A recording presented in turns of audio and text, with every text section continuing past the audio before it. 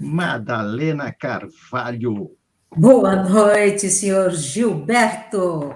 Boa Boa noite, noite. vitrineiros e vitrinautas ligados aqui no canal Vitrine do Giba e no Papo em Alta comigo, Madalena Carvalho. Exatamente, o Papo em Alta com a Madalena Carvalho, que está cada dia melhor. Né? Esse papo tá Cada em dia alta, viu? está em alta, né? Está em alta. E aí, qual é a novidade de hoje para os nossos Olha, vitrinautas? Giba, olha, até quero já dizer para você que está ligado aqui conosco, já pega o link desse programa de hoje, já passa para os seus amigos, convida, porque o papo de hoje será, como dos demais, extraordinário. Hoje um amigo meu que já esteve aqui conosco, o Fábio de Renz, falou assim, você só leva feras. Graças a Deus eu tenho um bom círculo de amigos que são feras, e hoje não é diferente, viu, Giba? Posso tocar? Legal. Pode tocar, manda. Olha, normalmente eu apresento o meu convidado falando, né, um mini currículo dele, mas hoje eu não vou falar de mini currículo, não, porque falar a profissão, falar o que faz, são títulos, e nós estamos, muitas vezes, ocupando os títulos, né, mas nós não somos os títulos. Então, eu quero começar com uma frase de Carl Jung, que diz assim: conheça todas as teorias, domine todas as técnicas, mas ao tocar uma alma humana, seja tão somente outra alma humana. Esse é o melhor currículo para trazer, para conversar comigo hoje, meu grande amigo Luiz França. Pode vir, França, bater esse papinho aqui comigo. Olá, como é que está a Giba? Como é que está a Madá? Já vou chegar já chamando de uma maneira íntima, porque é sobre humanos o nosso bate-papo de hoje, e humanos só conseguem se dar bem intimamente, tratando o outro com muito carinho, com muito afeto. Muito obrigado por me convidarem, por me trazer para essa vitrine tão especial. Aí eu só quero saber se eu chamo de vitrineiros, de vitrinólogos, de Fica à Amigos, o vitrinautas. que você quiser, Vitrinauta. você pode chamar do que você quiser, França. Tá Vitrinautas, certo, né? Vitrineiros e vitrinautas. Muito bom, maravilha. mas França, eu estou muito feliz de te receber, uma honra, de verdade. França está falando hoje do Tennessee, está morando aí, né? Conduzindo. Depois a gente fala um pouquinho do que você faz, mas quero dizer que estou bastante honrada de te receber e eu tenho certeza que a gente vai falar de coisas que eu amo e você me conhece, coisas que eu amo falar e vai ser um papo bem legal. Mas eu queria deixar 30 segundos para você se apresentar oficialmente para o pessoal que está nos vendo. Sou um ser humano apaixonado por humanos. Acredito que o mundo do trabalho ele está em perfeita transformação para servir à humanidade assim como ele foi concebido, para o nosso progresso. E entendendo isso, nós vamos saber que só existe trabalho para unir pessoas. Todas as outras coisas que a gente entrega é só para garantir essa união. Então, eu sou o Luiz França, estou falando com vocês aqui dos Estados Unidos. Hoje eu estou no Tennessee, moro na Califórnia. Ontem eu estava na Carolina do Norte, tenho viajado bastante, mas continuo apaixonadíssimo pelo meu Brasil, que é onde foi a minha grande formação, pessoas incríveis que me trouxeram os conhecimentos que eu tenho hoje. Então, vamos fazer um bate-papo muito legal aqui hoje sobre como nós podemos humanizar esse mundo do trabalho, os ambientes de negócios. Vamos perguntar se isso é possível. Bacana. Então, eu já queria começar fazendo uma pergunta, porque você acabou de lançar um livro falando sobre isso, cultura de confiança, a arte do engajamento para times fortes e que geram resultados. Está na Amazon, quem quiser pode ir lá buscar e adquirir. Mas, França, como que nasceu essa vontade de discutir esse assunto? Quando que falou assim, não, acho que eu quero falar, quero escrever sobre cultura de confiança. Aliás, só para fazer aqui um adendo, né? Numa dos pilares que eu falo, quando eu falo de treinamento, confiança é um deles. Então, acho bem bacana esse negócio. Queria que você falasse como é que surgiu essa vontade de escrever sobre esse assunto. Mada, eu passei por várias organizações, passei por vários desafios e fui sempre tentando entender melhor como é que a gente pode ter ambientes de trabalho onde as pessoas possam progredir, evoluir, ganhar saúde mental, ganhar saúde física, ganhar mais vitalidade. E nessa minha jornada, eu fui aprendendo e aprimorando, como todo ser humano. Nós somos um ser hoje, amanhã, baseado no nosso diálogo de hoje, já vou levar mais alguns conteúdos para o meu dia de amanhã, e o meu dia de amanhã já poderá ser melhor ainda. Então, como nós estamos sempre nessa marcha de evolução, eu fui buscando sempre também construir ambientes que para as pessoas poderia ser um lugar incrível, para que eles pudessem aperfeiçoar como ser humano, melhorar as suas virtudes e ainda melhorar o seu intelecto e ainda ter prosperidade. Sempre sonhei com ambientes dessa maneira, mas eu não sabia direito por onde fazer isso acontecer. E aí, no último projeto profissional que eu assumi, foi um projeto de transformação de cultura, e para fazer essa transformação de cultura tinha um elemento que era muito claro. Era uma cultura onde a liderança não exercia um papel muito agradável, as pessoas tinham lá a sua rejeição àquele ambiente de negócios e um baixo engajamento. Portanto, o resultado era horrível. E com a mudança daquele ambiente para um ambiente com elevado engajamento, com pessoas vivendo com felicidade também no trabalho,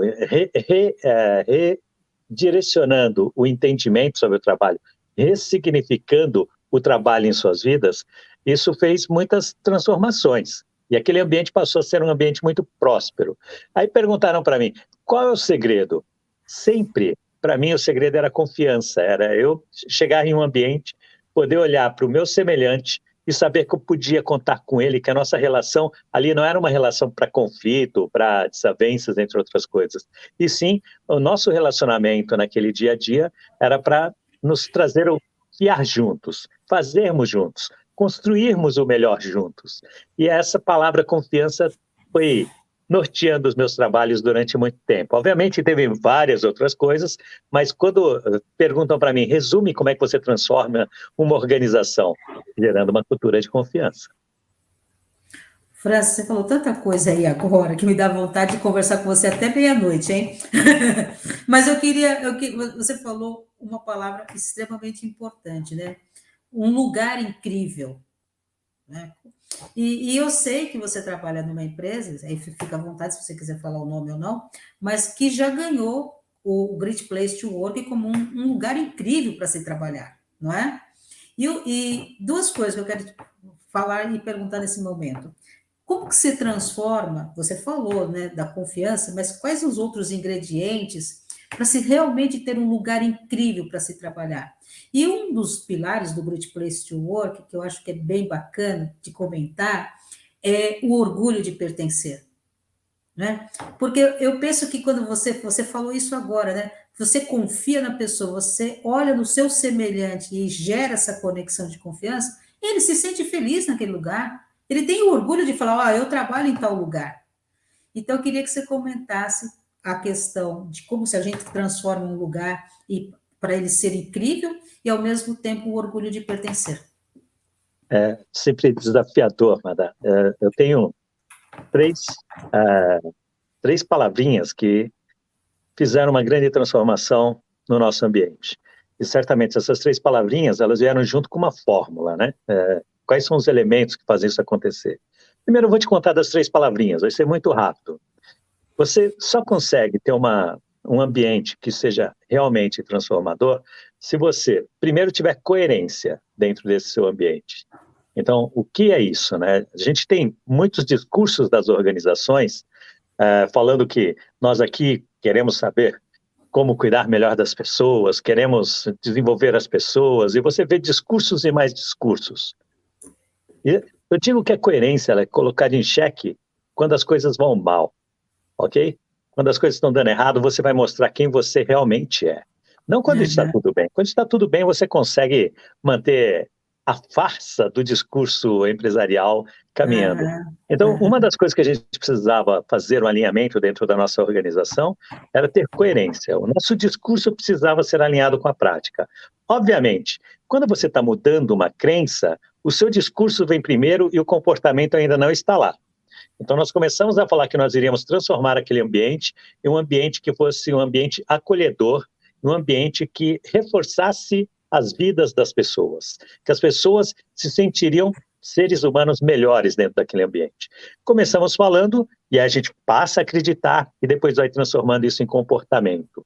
Algumas organizações, eu aprendi, eu repito isso sempre, né? Aprendi com Thomas Extimer, um escritor que defende o capitalismo consciente, e o Thomas, ele tem um discurso que diz o seguinte: há organizações que dizem, aqui é uma família, mas na primeira crise botam os filhos para a rua. Então, peraí, não diga o que você não é. Então, se você tem um ambiente extremamente competitivo, você diz, aqui é um ambiente extremamente competitivo. Não tenha vergonha de dizer isso. Se é isso que você acredita, leve o seu negócio dessa maneira, mas não dá para você ter um ambiente falando que é familiar e colaborativo e com as suas práticas de gestão todas competitivas, porque você quer ganhar.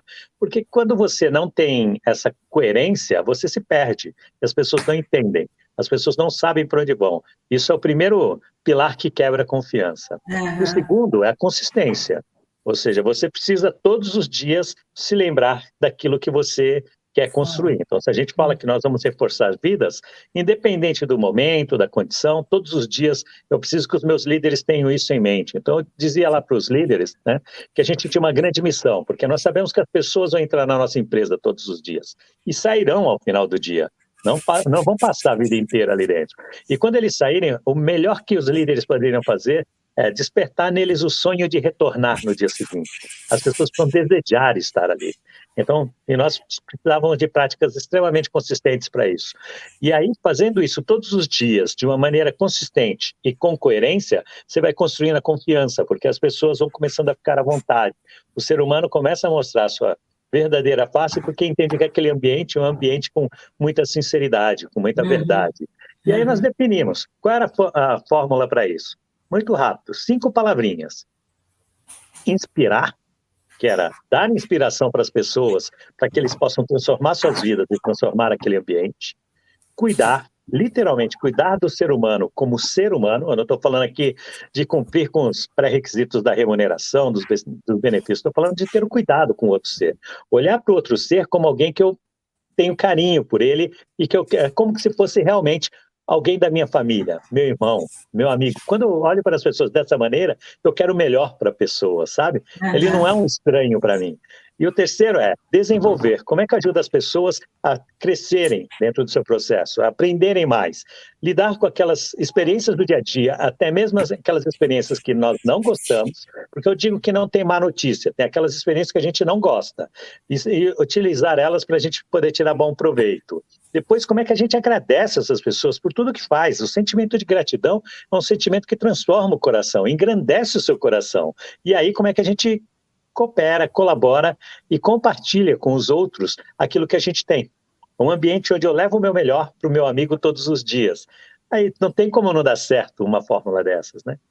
Com certeza. Nossa, olha, você que está aí ligadinho aqui no Papo em Alta, você está recebendo uma aula master hoje aqui sobre liderança. Então, se você ainda não chamou seus amigos, faça isso agora. França, querido, tem uma coisa muito importante que eu queria que você comentasse também. Existem muitas palavrinhas da moda, né? E, como você falou, tem discursos que eles, na prática, não são verdadeiros, não são efetivos. Uma palavrinha que está no seu livro, mas muita gente usa de forma, não diria errada, mas aleatoriamente, que é a palavra engajamento, né? E o engajamento, ele não é controle, né? Está longe disso, não tá perto de liderança ultrapassada, só que a gente vê isso. Nós estamos em 2022, e eu falo por experiência, você sabe que eu também sou consultora de empresa, eu estou dentro dos ambientes empresariais, e eu vejo pessoas... França, coisas que se a gente contar não dá para acreditar. A pessoa levanta para tomar um café e o chefe não gosta. Eu vou falar chefe, né?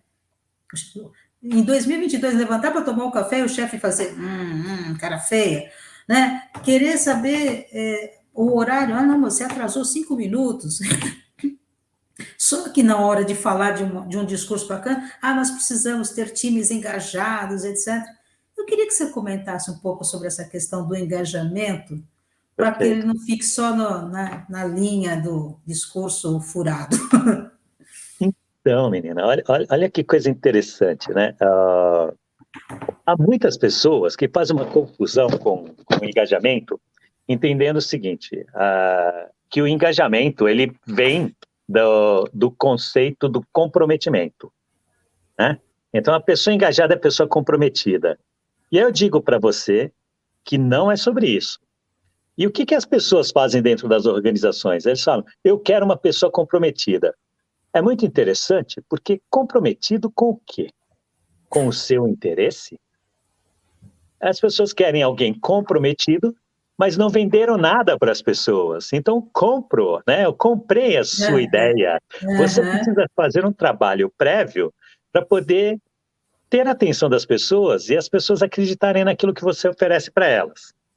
Então, o ponto é o seguinte, o engajamento, ele está um pouquinho além. O engajamento, ele traz 3 elementos dentro da sua fórmula mágica. A pessoa precisa gostar de estar ali, ok?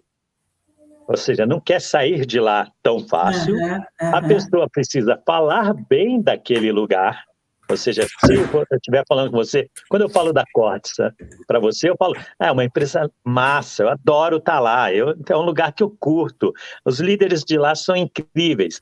É assim que a gente se expressa quando você está engajado. E o terceiro, que é o principal de tudo isso, que as organizações se perdem e não têm essa oportunidade de pegar isso para eles, é a pessoa tem uma vontade de fazer algo mais.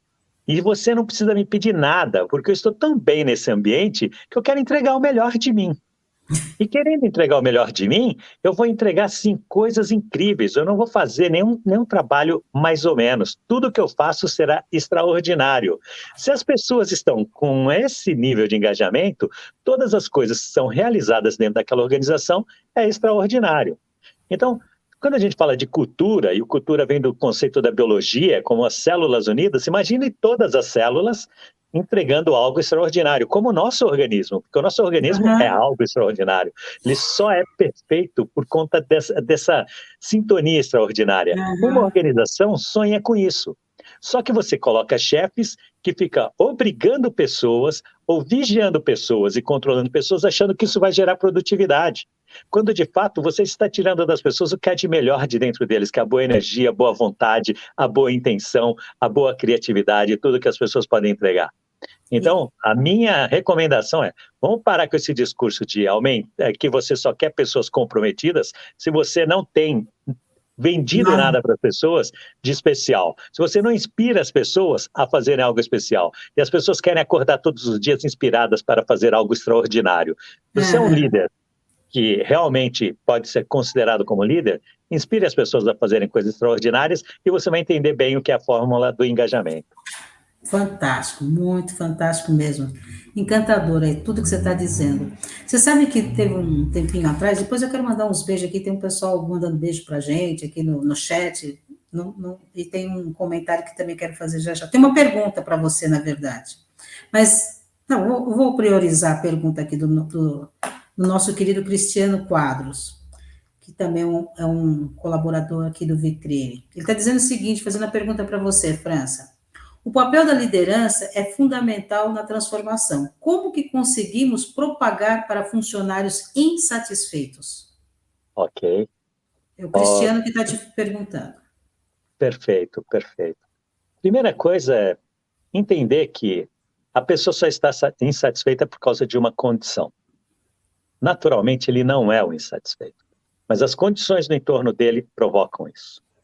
Então, se eu sou um líder, eu preciso ser um líder que não estou lá para que as pessoas deem resultado. Estou lá para promover o desenvolvimento das pessoas, inspirá-las a serem transformadores. Inspirá-los a fazerem uma construção de algo que é extraordinário. Inspirá-los a viver o melhor dentro do seu trabalho. Então, as pessoas só ficam insatisfeitas porque falta a energia para ele fazer o que ele gostaria de fazer. Então, um líder, ele se conecta com a pessoa de tal maneira que ele entende onde estão os principais talentos de cada um. Nós olhamos para as pessoas, hoje, ainda enviesados, e procuramos onde estão as necessidades, as faltas das pessoas, o que as pessoas não têm, e ficamos destacando isso. O dia que a gente parar e olhar para as pessoas, para os seus talentos, aquilo que as pessoas trazem, que é extraordinário dentro deles, aí e entendermos que como é que a gente faz disso parte do trabalho dessas pessoas, não dá para ser insatisfeito. Quando você está vivendo aquilo, é o melhor que você tem dentro de si.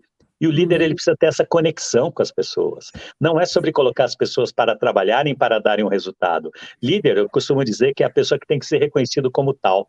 Líder, ele não é um título, não é um cargo, é um ato de reconhecimento de alguém. Então, primeiro, para ser um líder, eu preciso me conectar com uma pessoa e ajudá-lo numa transformação dele próprio. E ele vai me reconhecer como líder. A grande diferença pode estar aí. Porque os insatisfeitos só existem porque a gente continua pedindo para as pessoas fazerem, inclusive, coisas e de maneira que eles não estão nada felizes com aquilo, porque eles não estão vivendo seus talentos, mesmo para as atividades mais operacionais. Cada pessoa tem os seus talentos e o líder precisa entender quais são os talentos e como fazer a junção dos talentos. Eu digo que um conceito muito bacana para entender o que é liderança é o conceito do alquimista. Entenderam como todo mundo com talentos específicos, como é que eu junto esses talentos para a gente fazer uma boa química, um bom resultado dessa união entre as pessoas, né? Como é que eu junto o oxigênio com os átomos de hidrogênio para poder chegar no conceito da água?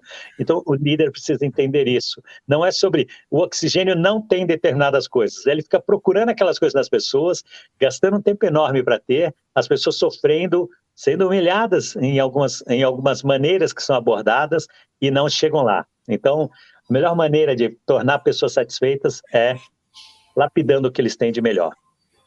Perfeito, excelente. Olha, o Irã está dizendo o seguinte, colocar o monitoramento nos computadores.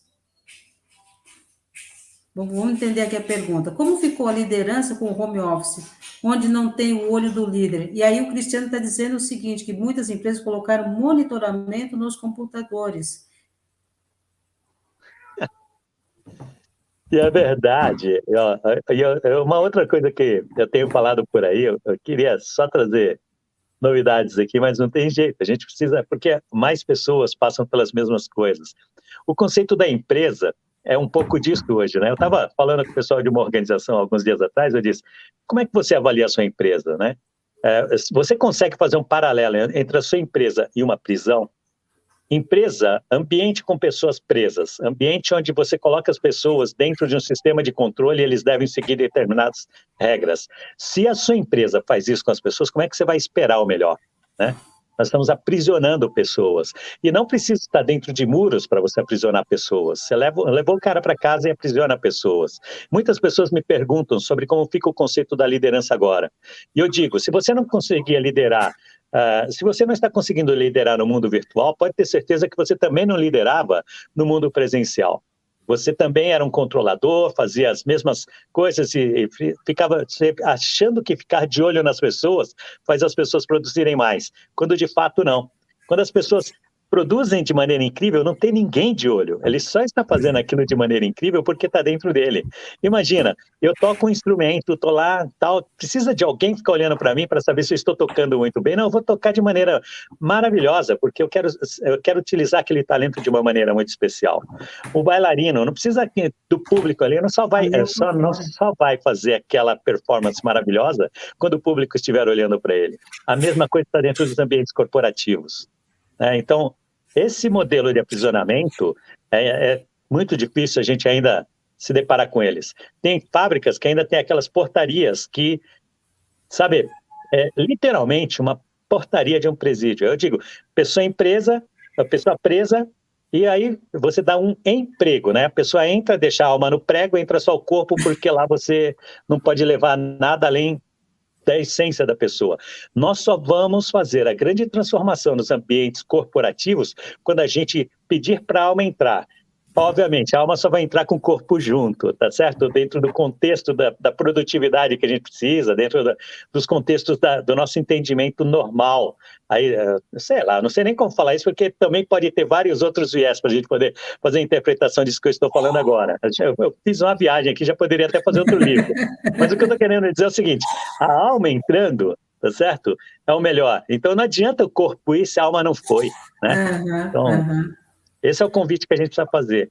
Eu fui numa empresa dessa esse ano aqui, que tem a catraca, que você, e aquelas catracas enormes, igual você que morou aqui em São Paulo sabe, que tem na CPTM, que é Isso, alta, entendeu? isso.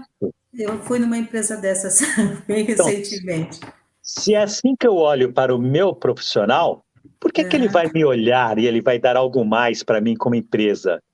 A gente às vezes tem, a empresa pode falar, não, mas é que eu posso ter um problema de furto. Todos furtam você? Só para entender, todos furtam você? Você deve ter lá 1%, 2% de pessoas que furtam. Tenta identificá-los e trate eles, mas não trate os seus 98 bons como os ruins. Olha que coisa incrível, porque a gente começa a tratar todo mundo com a pior condição possível, né? Eu não vou dar aqui a comida para as pessoas, uma comida XYZ, porque as pessoas não vão valorizar. Como assim? Quantos não vão valorizar? Comece a dar valor para a pessoa para poder receber o seu valor. A vida é uma vida de reciprocidade. E as organizações, os gestores ainda não entenderam.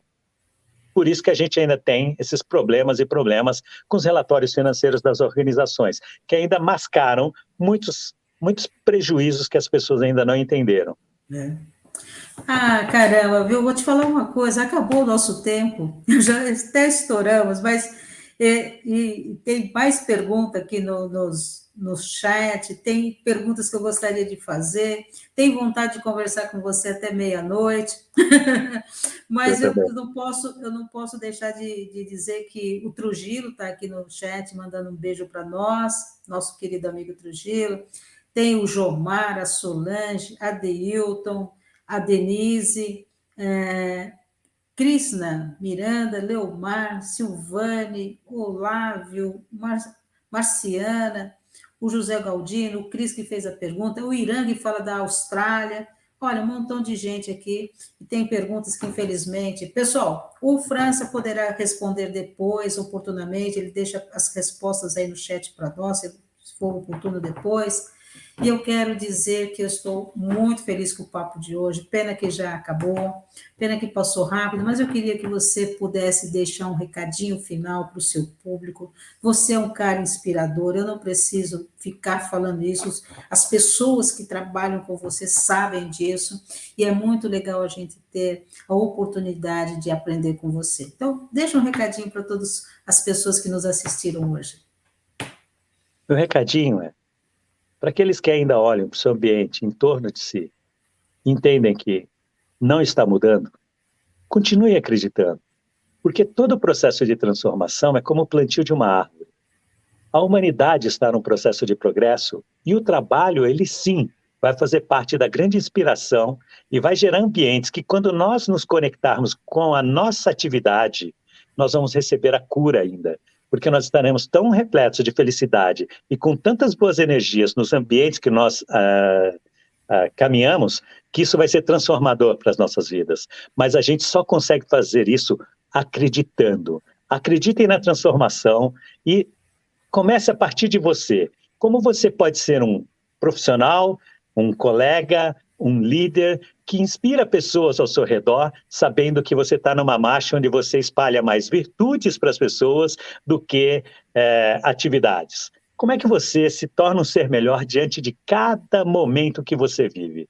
E sem não ser melhores, uma sociedade com seres melhores, como se diz, a cultura vem das células, e nós todos como células, vivendo numa intensidade, numa vibração melhor, será perfeito. É isso que eu tenho para dizer para vocês. Continuem acreditando e vão continuar transformando os ambientes corporativos.